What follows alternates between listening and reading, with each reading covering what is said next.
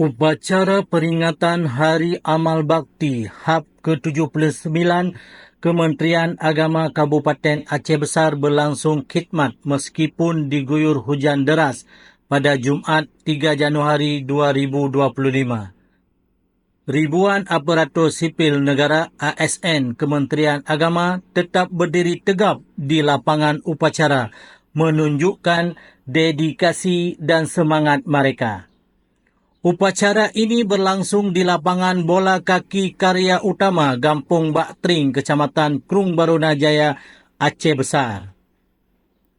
Kepala Kantor Kementerian Agama Kakang Kemenak Aceh Besar Haji Saifuddin S.A. yang bertindak sebagai inspektur upacara juga bermandikan hujan bersama seluruh peserta. Dalam perayaannya, Saifuddin mengingatkan pentingnya semangat pengorbanan dalam memperingati momen bersejarah ini. Jangan ada yang beranjak. Hari ini kita bermandikan hujan untuk mengikuti acara sakral ini.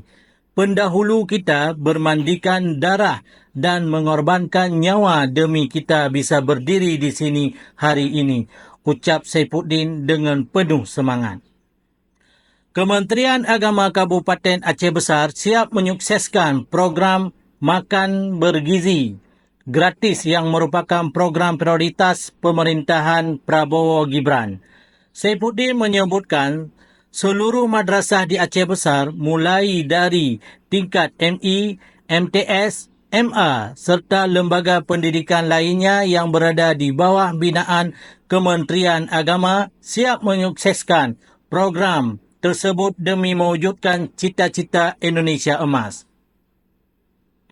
Sebagaimana amanat Menteri Agama bahawa lembaga pendidikan di bawah Kementerian Agama siap mendukung program pemerintahan Prabowo Gibran, salah satunya program Makan Bergizi gratis. Saifuddin menyebutkan setidaknya terdapat 47 madrasah ibtidaiyah negeri, 8 madrasah sanawiyah negeri dan 6 madrasah aliyah negeri di bawah Kemenak Aceh Besar. Itu belum termasuk belasan lembaga pendidikan swasta dan pondok pesantren. Karena Aceh Besar salah satu kabupaten yang paling banyak madrasahnya di Aceh dan insya-Allah kita berkomitmen menyukseskan program yang sangat baik ini sehingga generasi ke depan adalah generasi yang sehat, cerdas dan berakhlak mulia. Menteri Agama dalam sambutannya pada HAB ke-79 juga menyampaikan bahawa pemerataan dan peningkatan mutu pendidikan adalah cita-cita Kementerian Agama dari masa ke masa. Ya, Alhamdulillah kita mempersiapkannya sekitar sebulan sekaligus dengan rangkaian kegiatan. Ada 12 program yang kita laksanakan di Aceh Besar. Dan yang paling bagus saya kira paling untuk masyarakat sesuai dengan Menteri Agama itu ada program rehab rumah duafa bagi kaum agama.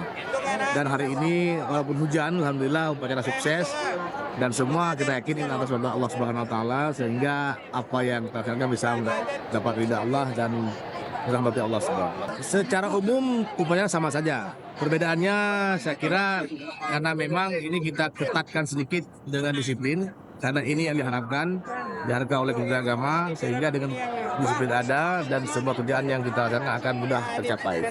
Kementerian Agama tegas Menteri Nasaruddin Umar berkomitmen menyiapkan yang berkualitas dan terjangkau. Semua warga, baik laki-laki maupun perempuan, baik yang kaya dan kurang mampu termasuk penyandang disabilitas harus mendapatkan pendidikan agama dan keagamaan yang setara dan berkeadilan. Pada kesempatan itu, dalam amanatnya Menteri Agama juga menyampaikan komitmen Kementerian Agama dalam pemberdayaan ekonomi umat untuk mewujudkan cita-cita pemerintah dalam mengentaskan kemiskinan. Hal itu antara lain dilakukan Kementerian Agama melalui program Kemandirian Pesantren, pengembangan ekosistem ekonomi haji serta mengoptimalkan pengelolaan zakat, wakaf, dana punian dan filantropi lainnya. Pada momen tersebut, Saifuddin juga menyampaikan apresiasi kepada ASN Kemenang Aceh Besar yang telah berpartisipasi dalam penggalangan dana. Berkat kontribusi tersebut, pada HAP ke-79 ini, Kemenang Aceh Besar berhasil merehabilitasi 22 rumah khususnya bagi tenaga honorer di lingkungan Kemenang Aceh Besar. Terima kasih atas partisipasi Bapa dan Ibu. Hanya Allah yang dapat membalas kebaikan ini.